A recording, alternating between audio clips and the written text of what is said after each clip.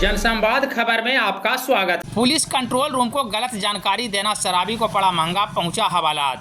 दरअसल मामला घोसी थाना क्षेत्र के भखरा गांव का है, जहां उमेश राम नामक एक शराबी ने मोबाइल फोन से 112 नंबर के कंट्रोल रूम को आग लगने की जानकारी दी। कंट्रोल रूम के निर्देश के बाद 112 नंबर की पुलिस दमकल के गाड़ी के साथ भखरा गांव पहुंची, जहां सूचना गलत निकला। लोगों से पूछताछ के बाद पुलिस को जानकारी मिली कि उस व्यक्ति के द्वारा गलत सूचना दी गई थी, जिसके बाद पुलिस उक्त शराबी को गिरफ्तार कर थाना लाई है। शराबी के द्वारा कंट्रोल रूम के कर्मी से भी गाली गलौज किया गया, जिसके बाद पुलिस मौके पर उसे गिरफ्तार कर थाना लाई है और आगे की कार्रवाई में जुटी है। आप पुलिस को गलत सूचना दिए थे?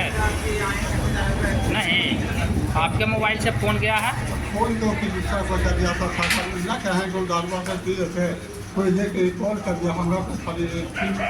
हम गरीब आदमी कह रहा कि पूरा रॉन्ग है, मेरे पास से पूछे ना शराब ये सब बोल रहे थे, बोलते शराब पिए हैं जी? हाँ शराब सफल किया, झूठ है बोल रही हम। अच्छा, क्या सूचना दिए थे पुलिस को? हम नहीं दे रहे। कौन लोग दिया था?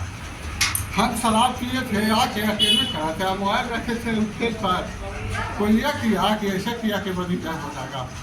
हम सब क्या मतलब आग लगी थी? हम नहीं जानते हैं सर। नहीं जानते हैं? खाली जानते हैं। क्या नाम हुआ आपका? हमारा अखिलेश राम नाम है सर। घर कहाँ है? भखरा सर।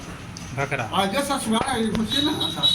जो इसको कहाँ से उठा के लाया गया है सर? क्या सूचना मिली थी? सूचना दिया था कि हमारे जो है धान में आग लगा दिया है, तो